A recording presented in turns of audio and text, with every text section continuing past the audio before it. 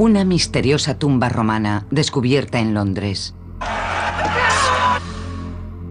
Una interpretación nueva de una reliquia antigua.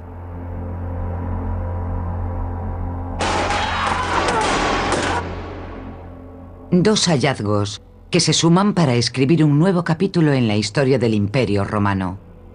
La historia de la Gladiatrix.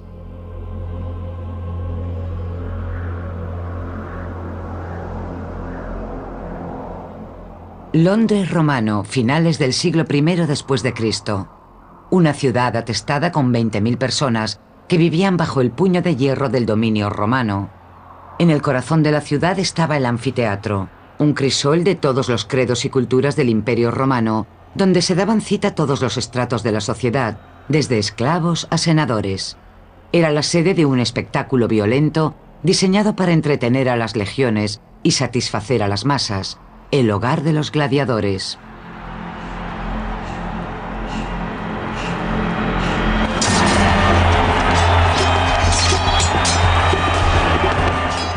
Pero en el año 70 después de Cristo el espectáculo de hombres masacrando a hombres no era suficiente. La plebe exigía variedad, además de sangre.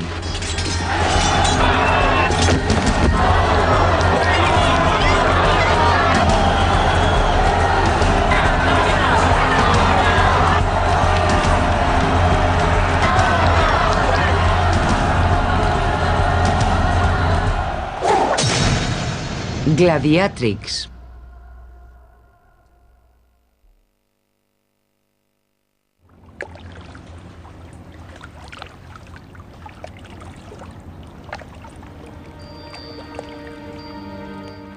Dos mil años después de que los romanos conquistasen Bretaña, el Museo de Londres empezaba a desvelar la brutal historia de la ciudad.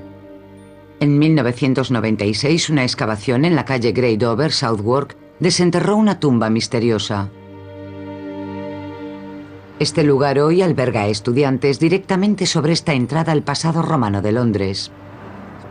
Presuntamente va hasta el final de aquel edificio rojo. Todo eso formaba parte de la excavación. ¿Dónde estaba la tumba en sí? La tumba estaba en esta zona de aquí. Justo bajo el edificio. Bajo los muros rojos. En el yacimiento de la calle Grey Dover se desenterraron unas 30 tumbas romanas. Pero los arqueólogos centraron su atención en una. La tumba estaba llena de objetos que sugerían riqueza y estatus, pero era evidente que no se trataba de los huesos de un ciudadano rico corriente.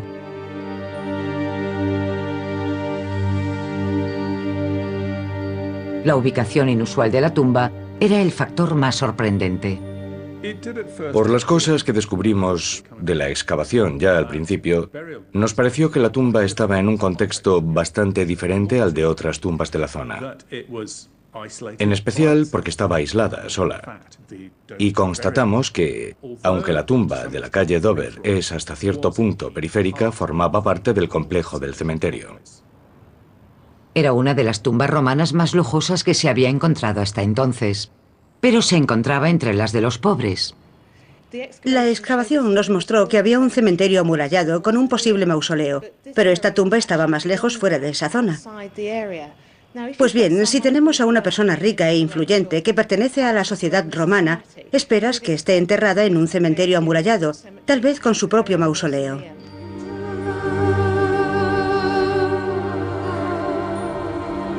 Esta contradicción daría lugar a un misterio arqueológico. Obviamente, uno empieza a especular. ¿Qué significa esto? ¿Por qué tenemos una ceremonia funeraria tan rica, tan elaborada? Esa especulación hasta cierto punto alimenta la idea de la exclusión social. Se trata de una persona excluida deliberadamente de la zona de enterramientos normal. Entre los excluidos de la sociedad romana estaban los esclavos, los criminales y las prostitutas. Estaba prohibido enterrarlos en un cementerio romano, y ninguno habría disfrutado de una ceremonia fúnebre. Solo un grupo extraordinario tenía poder para superar este estigma social y moverse a voluntad entre los diferentes estratos del rígido sistema de clases del Londres romano: los gladiadores.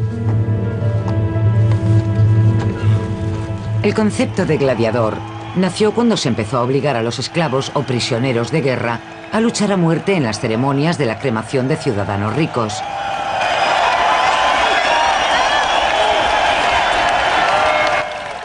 Pero un gladiador podía alcanzar la nobleza demostrando valor al enfrentarse a la muerte. Entonces se le juzgaba digno de guiar a un aristócrata muerto a través del inframundo, y la entrada de ese inframundo era el anfiteatro.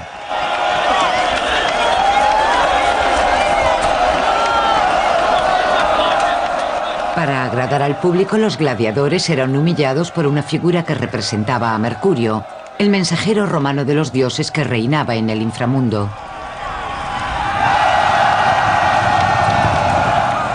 Tras un combate, Mercurio convertía en un espectáculo la eliminación de los heridos de muerte.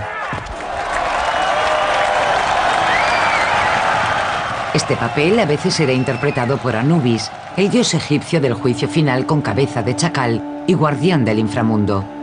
Es significativo que se encontrasen 3 lámparas que representan a Anubis y una que representa a un gladiador caído en la tumba de la calle Grey Dover. Es la primera prueba concreta que relaciona directamente a su ocupante con el mundo de los gladiadores. Teníamos 8 lámparas que no se habían usado. 4 no estaban decoradas, pero las otras 4 representaban escenas que nos hicieron pensar que tal vez habían sido elegidas por su simbolismo y no como meras lámparas. Tenemos una lámpara que muestra a un gladiador caído, a alguien que ha caído en combate y que tiene la mano medio alzada como para protegerse.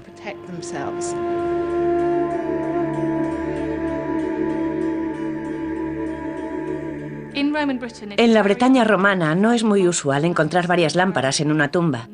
Normalmente encontraríamos una, tal vez 2 lámparas, pero encontrar 8 es algo realmente único y destacable. Las lámparas también ayudan a datar la tumba. 4 de las lámparas de nuestra tumba son lámparas con grabados, y ese tipo de lámparas, por contextos que hemos datado, sabemos que se utilizan del año 20 después de Cristo en adelante y durante todo el siglo I, y que después desaparecieron de Bretaña. Las otras 4 son las llamadas lámparas de fábrica, que aparecen sobre el año 70 después de Cristo y llegan hasta el siglo II. Así que tenemos un tipo de lámpara que está perdiendo popularidad y otro que se está volviendo más popular, de modo que se solapan. Así que yo dataría esta tumba en el año 70 u 80 después de Cristo. En el año 70 después de Cristo, los gladiadores ya llevaban combatiendo unos 400 años. Hay pruebas de su presencia por todo el Imperio Romano Antiguo, pero hasta ahora jamás se habían encontrado restos humanos de un gladiador identificables.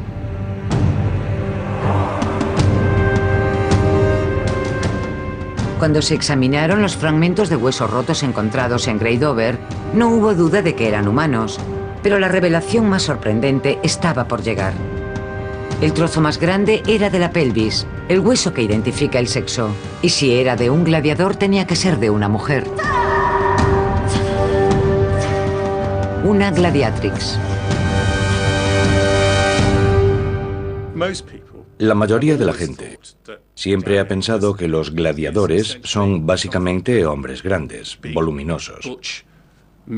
Charlton Heston y otros por el estilo que salían a la arena. Por eso la idea de que podría haber sido una mujer, para mucha gente fue una sorpresa.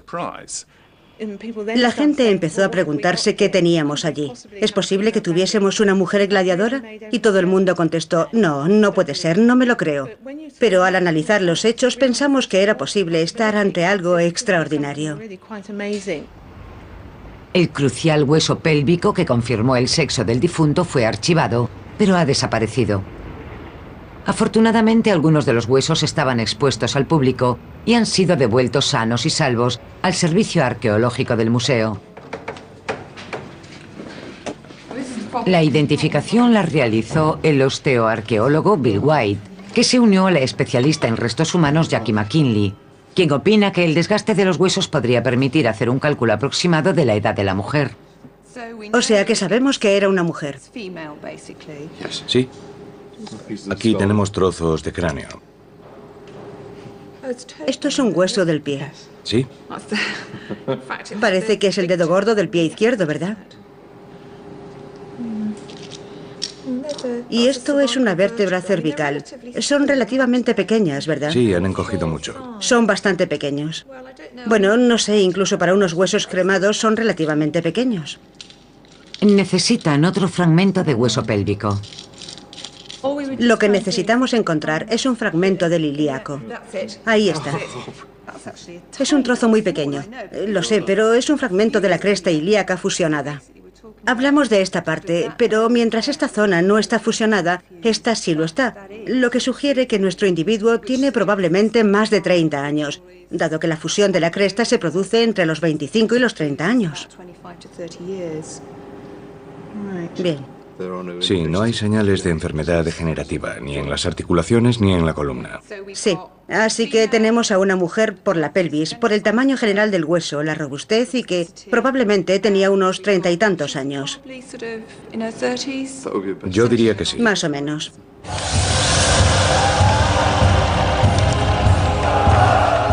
Sana y delgada, en la flor de la vida. ¿Es posible que los restos de la mujer de la calle Grey Dover sean los primeros restos encontrados de un gladiador? La edad de la mujer de la calle Grey Dover resultó crucial. En el momento de su descubrimiento, un segundo equipo de arqueólogos del Museo de Londres se acercaba al final de una excavación diferente cerca de su tumba. Encontraron un anfiteatro romano.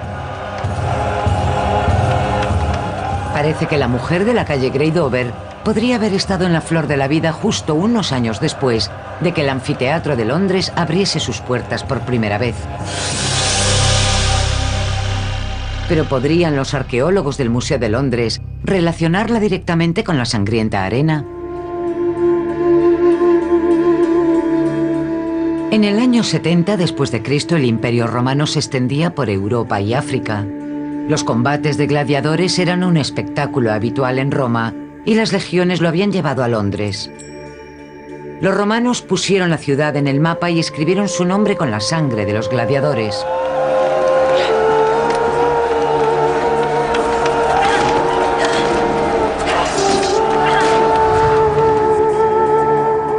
Años de laboriosa arqueología han proporcionado los datos para un nuevo modelo informático. Para los británicos, esta era una ciudad futurista. Un puente cruzaba el río Támesis y había un trazado planificado de carreteras, casas y edificios de 2 plantas. En el centro, el edificio del anfiteatro que se alzaba sobre la ciudad.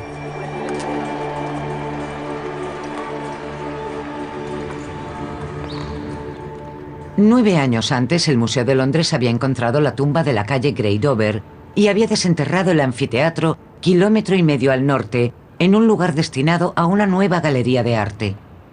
En el barrio londinense de Guildhall Yard, un círculo de pizarras negras marca la circunferencia del lugar de exterminio descubierto a 6 metros de profundidad. Nick Bateman dirigió el equipo arqueológico y ahora regresa al yacimiento, donde seguramente miles de personas murieron con los vítores de la ciudad en sus oídos. Vaya, menudo cambio. Esta es la primera vez en 5 años que bajo aquí. Por supuesto, ahora estamos bajo Londres.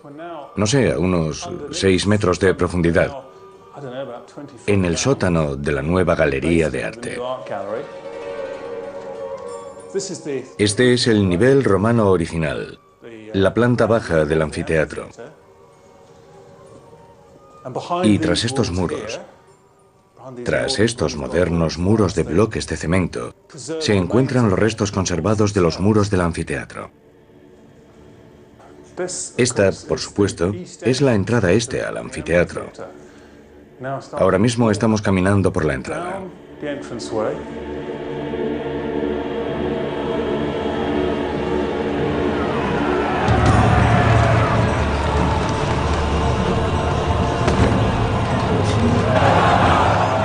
$6.000 personas habrían abarrotado el anfiteatro antiguo, 1/3 de la población.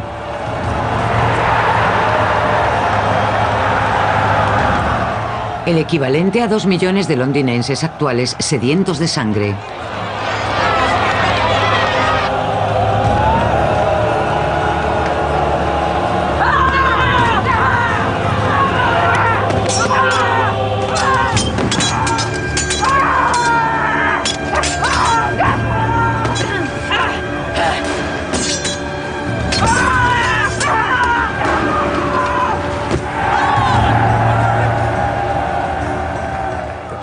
El anfiteatro data del año 70 después de Cristo. Lo sabemos porque hemos encontrado varios trozos de madera, no uno solo. Y gracias a la datación de los árboles, la dendrocronología, hemos establecido una fecha muy precisa, primavera del año 70 después de Cristo, para la tala de esos árboles. Así que, poco después de eso, se construyó el primer anfiteatro. En el año 70 después de Cristo, la mujer encontrada en la calle Grey Dover estaba en la flor de la vida, y el contenido de su tumba proporcionaría pruebas concluyentes de que era una gladiatrix.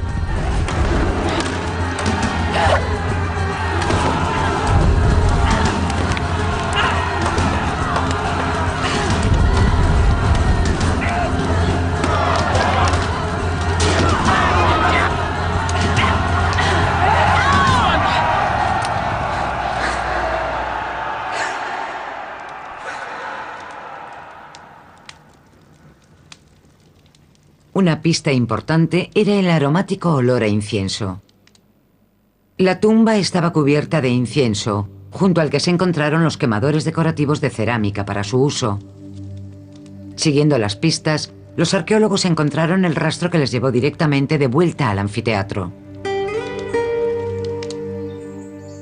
El incienso procedía de la piña del pino piñonero, un árbol originario del Mediterráneo. En el siglo I, los arqueólogos creen que en toda Bretaña este árbol solo crecía en un lugar, justo en los exteriores del anfiteatro de Londres. ¿Dónde se encontró este pino piñonero? Se encontró allí, a unos 20 metros del muro del anfiteatro. Y lo interesante es que esta era la primera vez que encontrábamos madera de pino, de cualquier clase de pino, en Inglaterra después de la Edad de Bronce. Y es un hallazgo completamente único, porque en aquella época no teníamos pinos en Inglaterra. Estábamos bastante seguros de que era un pino piñonero y sabemos que a los romanos les gustaba especialmente. Los romanos plantaban pinos piñoneros alrededor de sus anfiteatros. Las ramas ofrecían sombra al público y las piñas se quemaban a modo de incienso para disimular el olor a sangre y muerte. El anfiteatro de Londres no era diferente, y cuando se encontró pino piñonero, también en la tumba de la calle Grey Dover, se convirtió en el eslabón directo que unía a la mujer de la tumba con los juegos de los gladiadores. Lo interesante es que sabemos que el pino piñonero se usaba habitualmente como incienso. Y sabemos también que todo lo que ocurría en el anfiteatro estaba muy ritualizado. Había una serie muy compleja de rituales preparatorios y de conclusión. Y es casi seguro que la quema de ese incienso era una parte esencial de ello.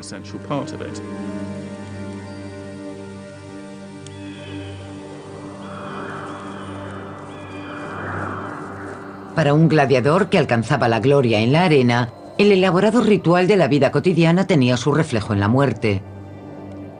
No hay duda de que el incienso desempeñó su papel en el entierro tremendamente ritualizado de la mujer de la calle Grey Dover.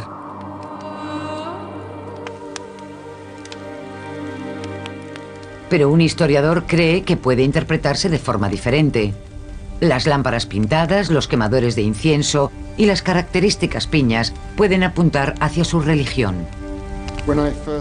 Cuando oí hablar de los descubrimientos de la calle Dover, estaba convencido de que teníamos una tumba de una devota de Isis, encontrada en un yacimiento de Southwark, que no está muy lejos de donde creemos que había un templo de Isis. Incluso tenemos una vasija con una inscripción que pone Londini Afarnum Isidis. Se trata de una prueba más de la existencia de este exótico y yo diría que muy hermoso culto en la capital. La inscripción en Londres, en el templo de Isis, alude a la diosa egipcia de la fertilidad. Su guía a través del inframundo era Anubis, el dios con cabeza de chacal cuya imagen adornaba 3 lámparas halladas en la tumba. Antes de este hallazgo, solo se habían encontrado otras 2 lámparas de Anubis en toda Bretaña. También hay 8 quemadores de incienso, así que a mí me parece que esta tumba pretendía tener una luz intensa y unos aromas purificadores propios de los ritos funerarios. Yo creo que señalaría a una persona que tiene creencias diferentes a la mayoría de la población. Tal vez creencias orientales, posiblemente. Porque la misma combinación de objetos, lámparas, quemadores de incienso y piñas quemadas, también se encuentran en numerosos templos consagrados a deidades orientales.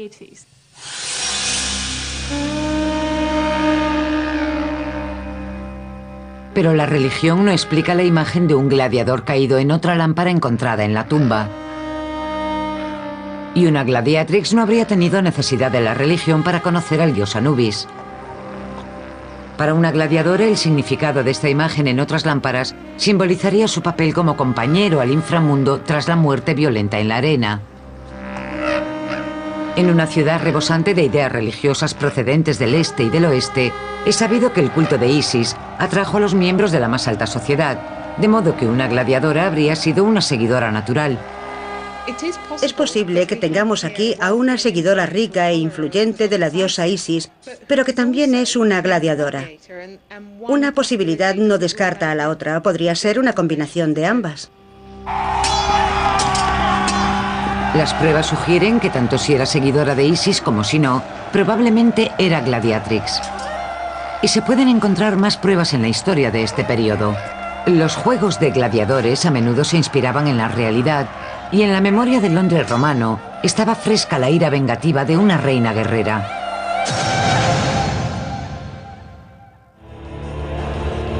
Apenas 10 años antes, la reina guerrera británica, Boadicea o Boudica, había convertido este asentamiento del imperio en una ruina humeante. Simon James cree que Boudica enseñó a los romanos una lección que estos nunca olvidarían. Siempre que Roma conquistaba una nueva provincia, había un periodo de adaptación en el que se solucionaban muchas tensiones mientras la población se adaptaba. En el caso de Bretaña, sobre el año 60 después de Cristo, las cosas se pusieron bastante mal, porque muchos soldados y oficiales empezaron a maltratar y a molestar a bretones importantes, y esto generó una enorme explosión de resentimiento.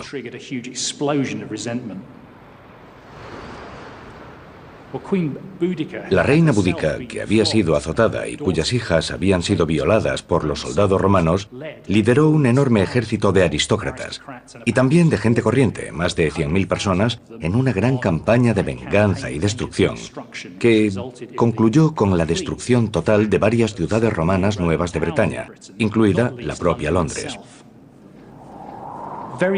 Rápidamente, los romanos recuperaron el control.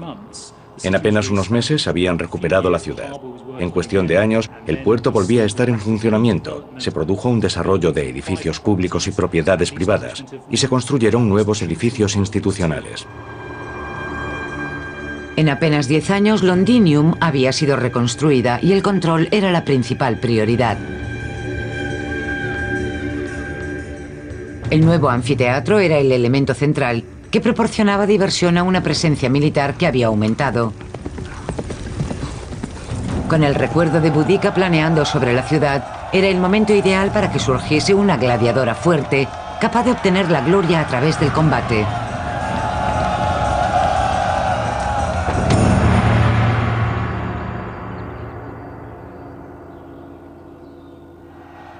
Mike Fulford es un experto en las costumbres de un anfiteatro. Un gladiador de éxito sumaba sumas considerables y se retiraba rico, lo que le permitía disfrutar de una propiedad propia y asegurar el futuro de su familia. En ese sentido se ganaba un lugar en la sociedad. Y por supuesto, si sobrevivían, y sabemos que muchos lo hacían, en muchos y muchos juegos, entonces, pues como si fueran jubilados, no sé, del deporte actual, eran personas conocidas, personas famosas.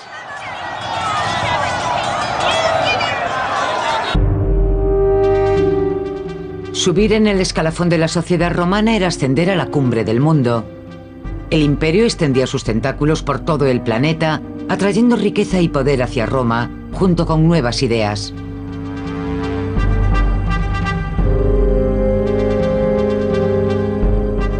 En la épica Gladiator de Ridley Scott, el Coliseo es aterrorizado por unas gladiadoras que conducen carros.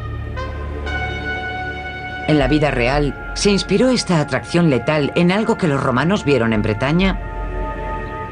La asesora histórica de la película fue la profesora de Harvard y estudiosa clásica Kathleen Coleman.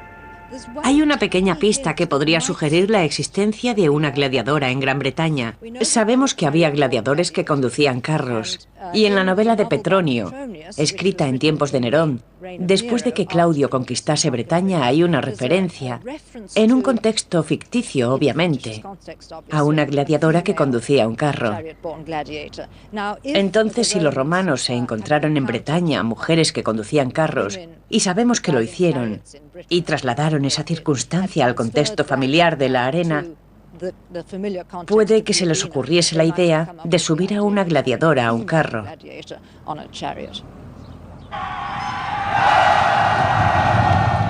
Los romanos a menudo basaban sus juegos de gladiadores en la realidad, y sus experiencias en Bretaña podrían haber llevado a las mujeres al anfiteatro. Desde el año 59 después de Cristo, los documentos históricos hablan de mujeres que mataban a animales y luchaban en el ring.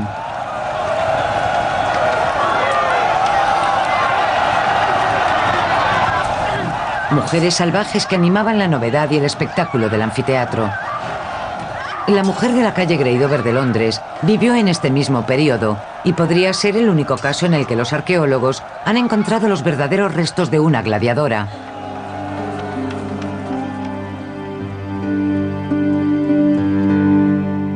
El siempre activo volcán Vesubio monta guardia sobre otros restos humanos muy prometedores.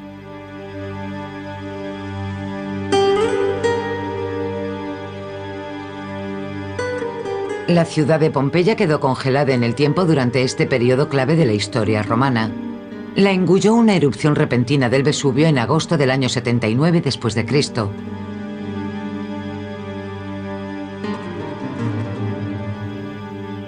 Este es el anfiteatro más antiguo del mundo y sin duda debió de haber gladiadores entre los muertos.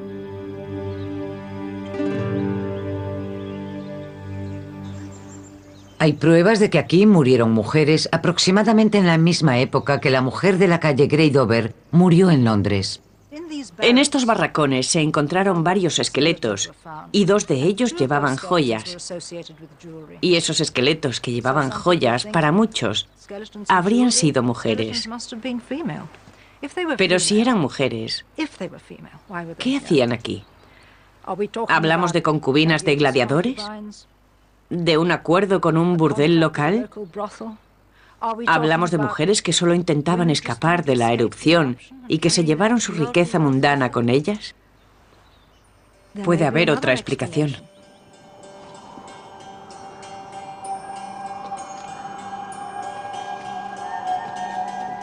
Cuando se desenterró el anfiteatro hace más de 200 años, la posibilidad de que hubiese esqueletos femeninos no tenía gran interés.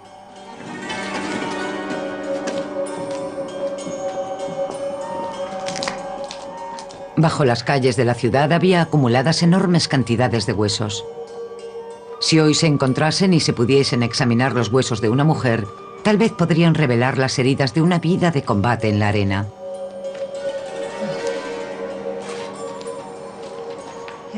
Estos son cráneos de los habitantes de Pompeya. Más huesos. Pero ¿a quién pertenecía cada uno? Eso ya no se puede saber.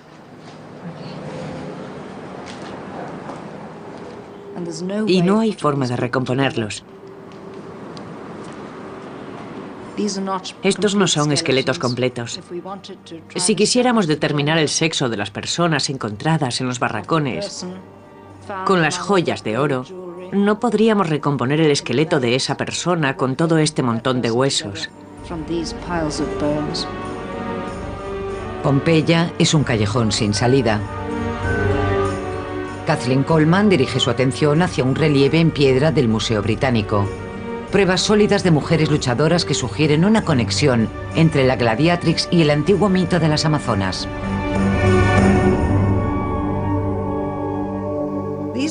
Estas dos señoritas proceden de Halicarnaso, en la actual Turquía, de una ciudad en la costa de Asia Menor, que formaba parte de Grecia Oriental durante el Imperio Romano. Y lo que vemos aquí son, efectivamente, dos gladiadores en combate. El pecho demuestra que esta protagonista, evidentemente, es una mujer. Desgraciadamente, a la altura del pecho hay daños en la figura de la derecha. La inscripción de la parte inferior nos dice sin ningún género de dudas que ambas son mujeres, porque las llaman Amazona y Aquilia, forma femenina de Aquiles, nombre de uno de los grandes héroes griegos. Amazona, por supuesto, deriva de la palabra griega. La piedra sugiere claramente que se relacionaba a las gladiadoras con la leyenda amazónica de las mujeres luchadoras gigantes, que se remonta a más de 1000 años antes de Cristo. La mítica capital de las Amazonas estaba en lo que hoy es el norte de Turquía, territorio que los romanos conquistaron junto al resto de Asia Menor. Los romanos eran famosos por tomar los mitos de las naciones a las que derrotaban y trasladarlos a la arena. El mito de las amazonas guerreras todavía formaba parte de la cultura dominante cuando los romanos asumieron el control. ¿Es posible que lo que hoy es la moderna Turquía haya inspirado el nacimiento de la gladiatrix?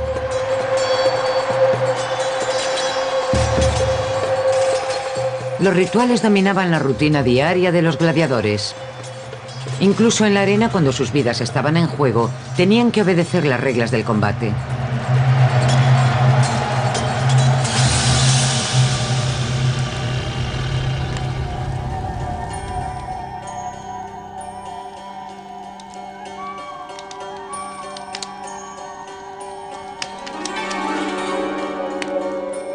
Los expertos creen que los mejores gladiadores apenas entraban en combate 2 o 3 veces al año y que pasaban el resto del tiempo en los ludos o escuelas de entrenamiento.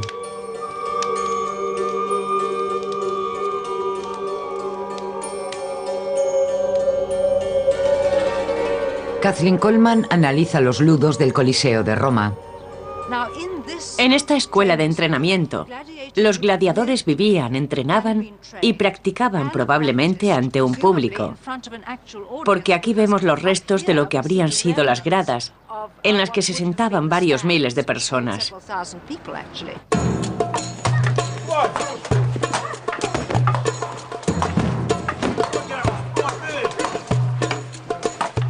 Es sabido que los gladiadores entrenaban con espadas de madera, un método que sería adoptado posteriormente por los soldados romanos. Sabemos que los gladiadores entrenaban con preparadores especializados.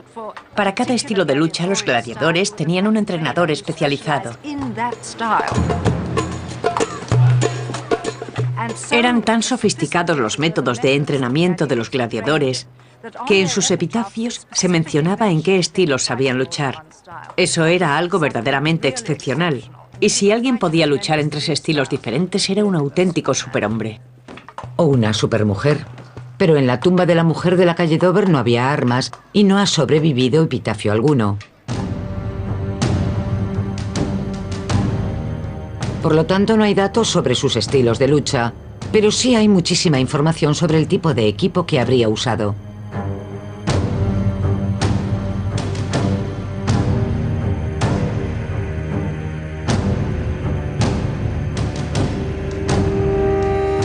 Armas y armaduras revelan las técnicas de combate cuando lo interpreta un experto como Peter Connolly.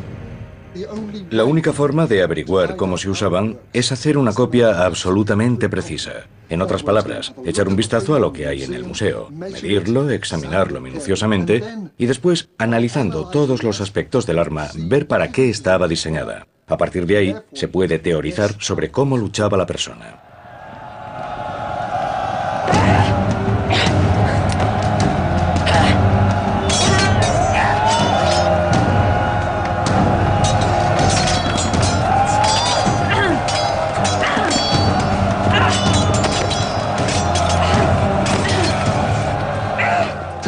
Tomemos, por ejemplo, los cascos del secutor. Están diseñados específicamente para determinados propósitos. Si miramos normalmente y miramos al frente y podemos mover los ojos, vemos en unos 150 grados y somos conscientes de cosas que ocurren ligeramente más lejos incluso. Con esto la visión se limita a 1/3. El límite son 50 grados. Los ojos no pueden ser atacados. El mínimo espacio que queda entre los 2 orificios para los ojos probablemente tenía mucho que ver con el tridente, para que el tridente no llegase a los ojos. El retiarius, por su parte, no llevaba casco, pero sí esta protección amplia para el hombro. Se colocaba sobre el hombro y su portador podía agachar la cabeza detrás si intentaban asestarle un golpe directamente a los ojos. Fíjense también en la curva. Si el golpe venía alto hacia el nivel de los ojos, se deslizaba hacia abajo, no hacia arriba, lo que lo alejaba de los ojos. Los ojos eran la parte más importante, porque si un gladiador se quedaba ciego, se acababa el combate. Y un buen luchador terminaba así su carrera, que podría haber durado años.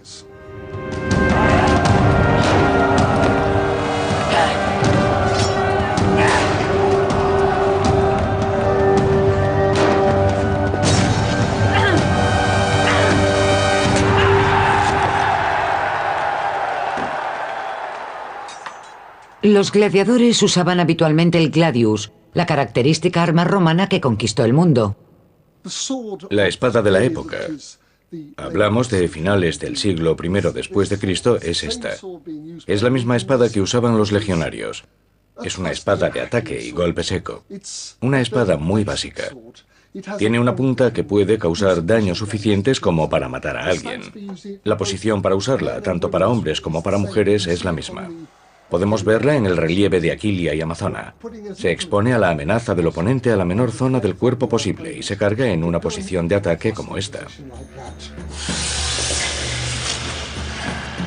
Lo que comenzó como combates de esclavos había evolucionado hacia un espectáculo tremendamente ritualizado que combinaba arte, teatro y deporte letal. La gladiatrix era otro símbolo de cambio. Pero los espectáculos romanos eran cada vez más depravados y llegarían prácticas más inquietantes.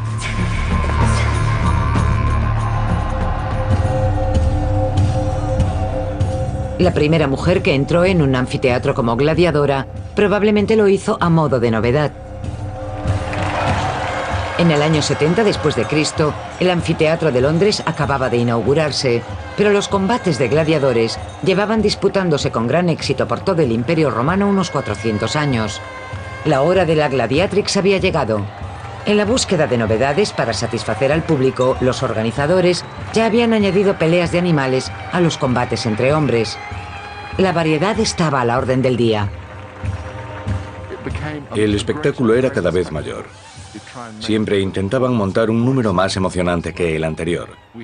Tenemos fuentes que describen que cientos de animales salvajes de África, de Siria, de todas partes del imperio, llegaban a Bretaña, por ejemplo, y se utilizaban en diferentes combinaciones. Digamos que había un experimento constante en marcha y que siempre querían mejorar, porque obviamente la gente recordaba cómo habían sido los últimos juegos y quería algo novedoso. Según los documentos, los asientos ya estaban ocupados a media mañana, y tanto ciudadanos libres como esclavos se apiñaban en las gradas para contemplar el espectáculo.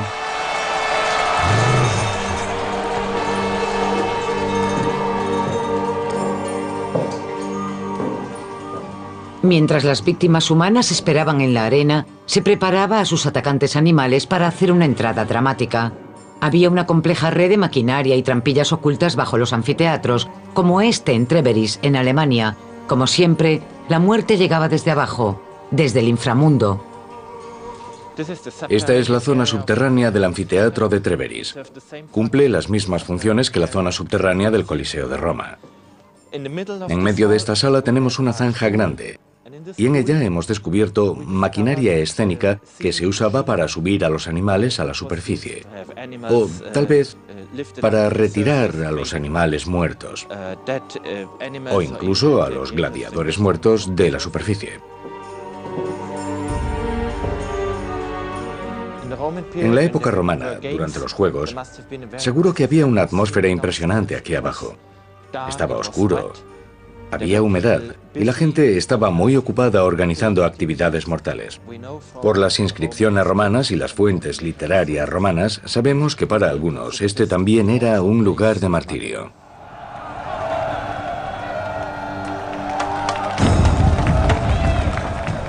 Pero las fuentes históricas sugieren que algunas mujeres escaparon al destino de estas víctimas indefensas. En el siglo I después de Cristo, el emperador Domiciano hacía luchar a las mujeres al anochecer, a la luz de las antorchas. Dado que la emoción especial del combate a muerte normalmente se guardaba para el final en el programa de los anfiteatros, parece que estas mujeres asumían un papel más poderoso. Las gladiadoras se habían convertido en la principal atracción. La visión académica de la gladiatrix como espectáculo secundario de carácter sexual está a punto de desmoronarse. Kathleen Coleman señala una pista que apunta al relieve en piedra del Halicarnaso del Museo Británico. Varios detalles nos demuestran que estamos ante algo real, ante gladiadoras entrenadas de forma formal. Uno es que llevan puesto el equipo habitual de los gladiadores y que adoptan la postura habitual de combate. No hay nada burlesco en su atuendo y tampoco hay nada frágil en su postura.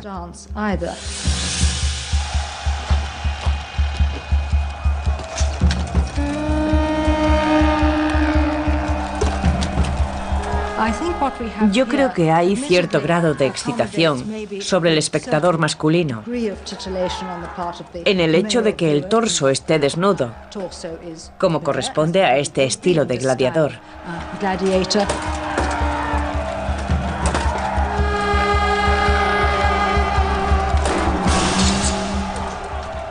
Una nueva interpretación del aspecto más desconcertante del relieve pone en duda la teoría según la cual estas mujeres eran un simple espectáculo novedoso.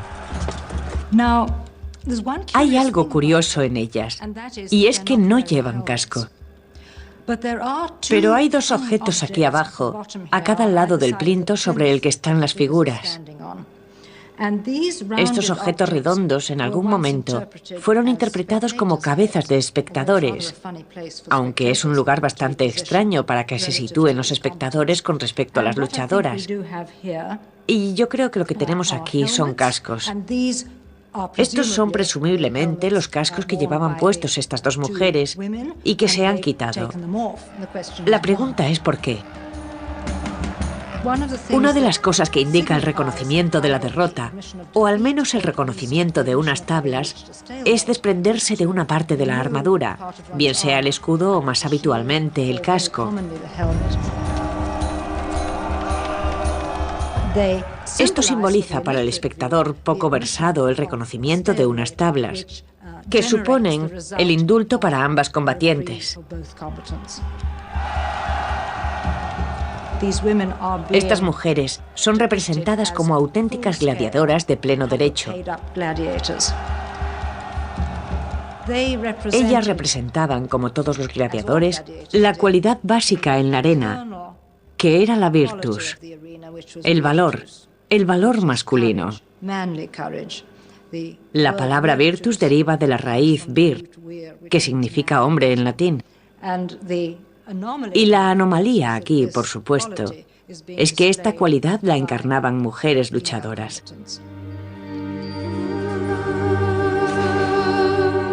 Esto explicaría por qué la lujosa tumba de la mujer de la calle Dover estaba apartada del resto.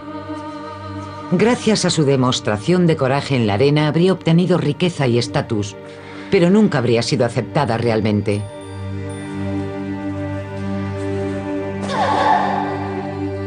Al igual que los gladiadores varones antes que ella, la gladiatrix habría desafiado las barreras de la sociedad romana. Según la ley romana, las mujeres estaban claramente encasilladas, ya fuesen esclavas, libres o ciudadanas de alta cuna. En la arena, las localidades se ocupaban según el estatus. Las más importantes eran las de delante. Las mujeres se sentaban hacia atrás en los asientos inferiores.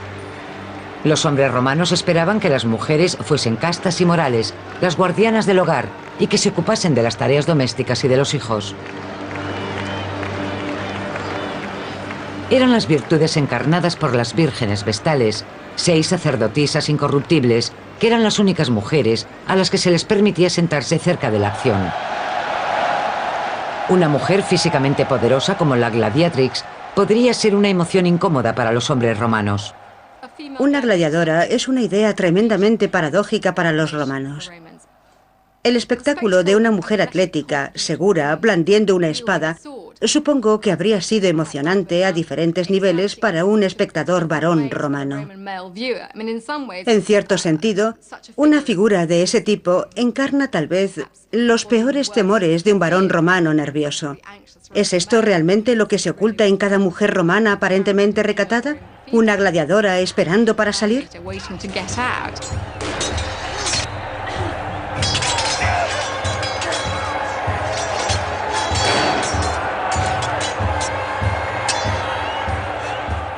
A comienzos del siglo I después de Cristo, a las mujeres libres menores de 20 años se les prohibió combatir. Después se le prohibió a cualquier hombre o mujer de clase alta. De modo que no solo se convertían en gladiadores los esclavos o prisioneros. Tal vez la gladiatrix quería luchar. Yo creo que la presencia de una gladiadora, conocida por pertenecer a la élite senatorial o de la nobleza, habría sido una visión muy chocante para el público romano.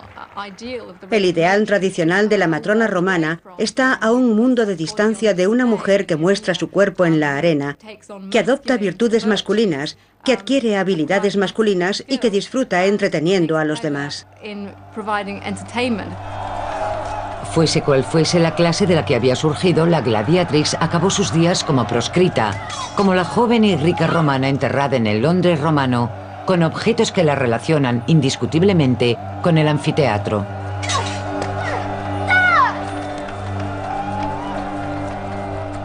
La tumba de la calle Grey Dover está cubierta de incienso procedente de piñas de pino piñonero. Los arqueólogos creen que en el siglo I este árbol crecía en un único lugar en toda Gran Bretaña, en el exterior del anfiteatro de Londres.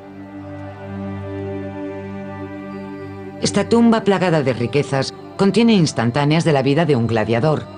3 lámparas que representan a Anubis, el dios romano del inframundo y compañero de los muertos en el anfiteatro, junto a una lámpara que representa a un gladiador caído.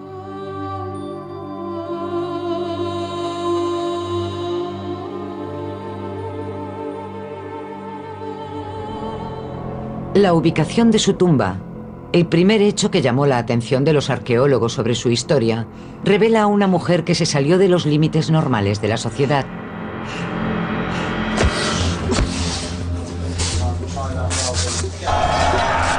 Fue parte activa en la historia de cómo un espectáculo sexual paralelo se convirtió en deporte de alto nivel entre atletas profesionales.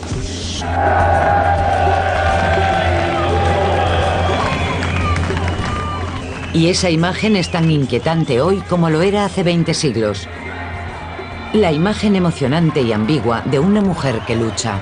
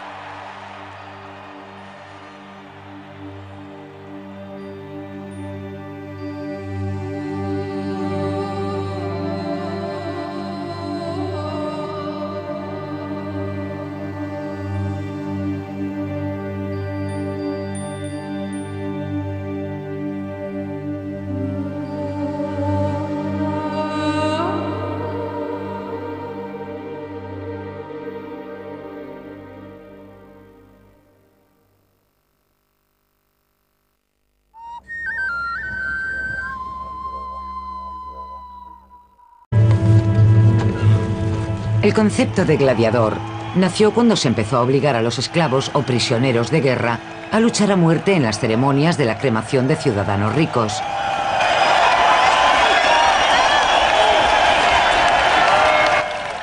Pero un gladiador podía alcanzar la nobleza demostrando valor al enfrentarse a la muerte. Entonces se le juzgaba digno de guiar a un aristócrata muerto a través del inframundo, y la entrada de ese inframundo era el anfiteatro.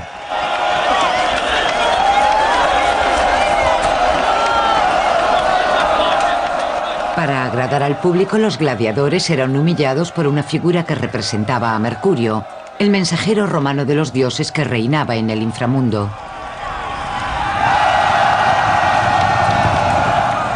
Tras un combate, Mercurio convertía en un espectáculo la eliminación de los heridos de muerte.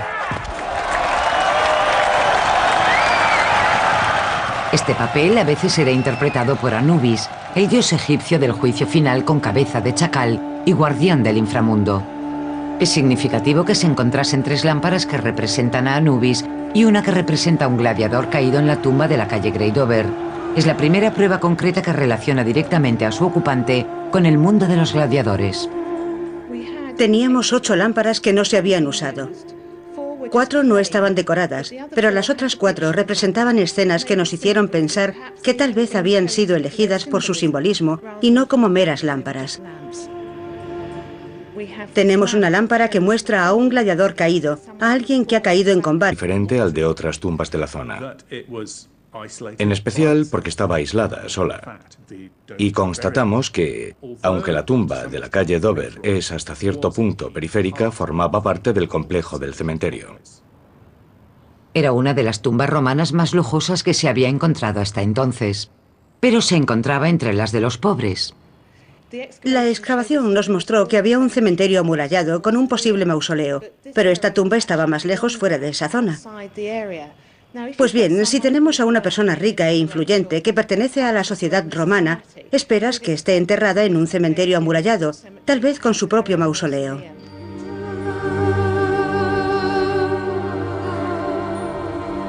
Esta contradicción daría lugar a un misterio arqueológico. Obviamente, uno empieza a especular. ¿Qué significa esto? ¿Por qué tenemos una ceremonia funeraria tan rica, tan elaborada? Esa especulación hasta cierto punto alimenta la idea de la exclusión social. Se trata de una persona excluida deliberadamente de la zona de enterramientos normal. Entre los excluidos de la sociedad romana estaban los esclavos, los criminales y las prostitutas. Estaba prohibido enterrarlos en un cementerio romano, y ninguno habría disfrutado de una ceremonia fúnebre. Solo un grupo extraordinario tenía poder para superar este estigma social y moverse a voluntad entre los diferentes estratos del rígido sistema de clases del Londres romano: los gladiadores.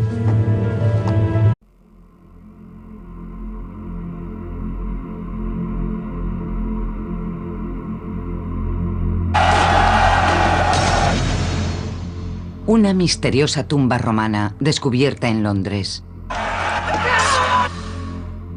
Una interpretación nueva de una reliquia antigua.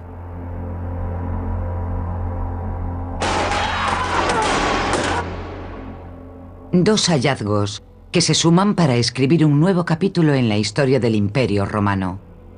La historia de la Gladiatrix.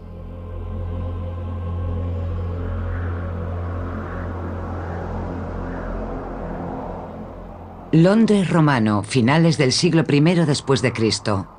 Una ciudad atestada con 20.000 personas que vivían bajo el puño de hierro del dominio romano.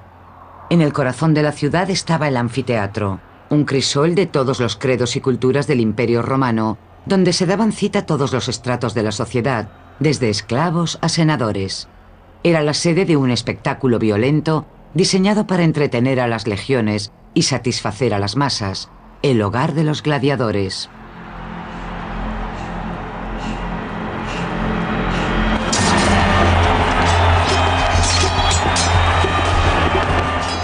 Pero en el año 70 después de Cristo, el espectáculo de hombres masacrando a hombres no era suficiente.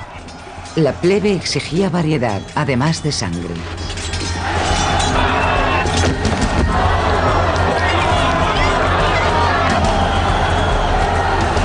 combate y que tiene la mano medio alzada como para protegerse.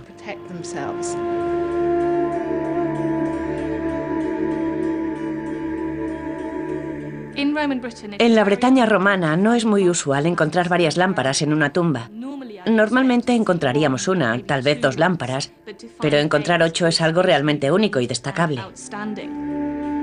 Las lámparas también ayudan a datar la tumba. 4 de las lámparas de nuestra tumba son lámparas con grabados, y ese tipo de lámparas, por contextos que hemos datado, sabemos que se utilizan del año 20 después de Cristo en adelante y durante todo el siglo I, y que después desaparecieron de Bretaña. Las otras 4 son las llamadas lámparas de fábrica, que aparecen sobre el año 70 después de Cristo y llegan hasta el siglo II. Así que tenemos un tipo de lámpara que está perdiendo popularidad y otro que se está volviendo más popular, de modo que se solapan. Así que yo dataría esta tumba en el año 70 u 80 después de Cristo. En el año 70 después de Cristo, los gladiadores ya llevaban combatiendo unos 400 años. Hay pruebas de su presencia por todo el Imperio Romano Antiguo, pero hasta ahora jamás se habían encontrado restos humanos de un gladiador identificables.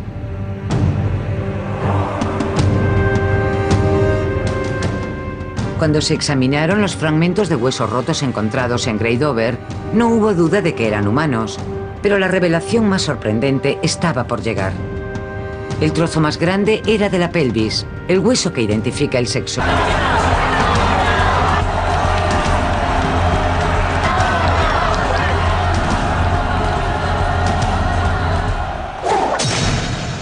Gladiatrix.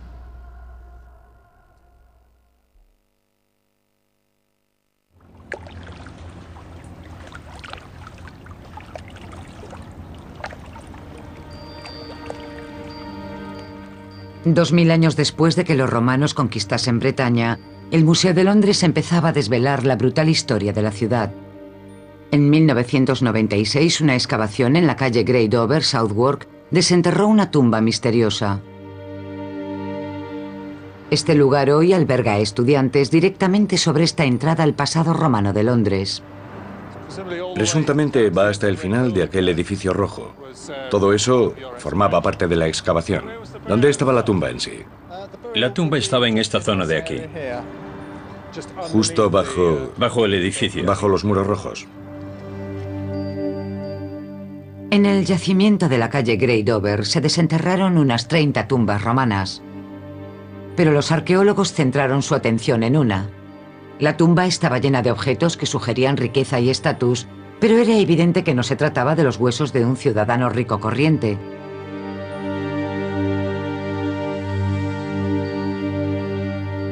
La ubicación inusual de la tumba era el factor más sorprendente. Por las cosas que descubrimos de la excavación ya al principio, nos pareció que la tumba estaba en un contexto bastante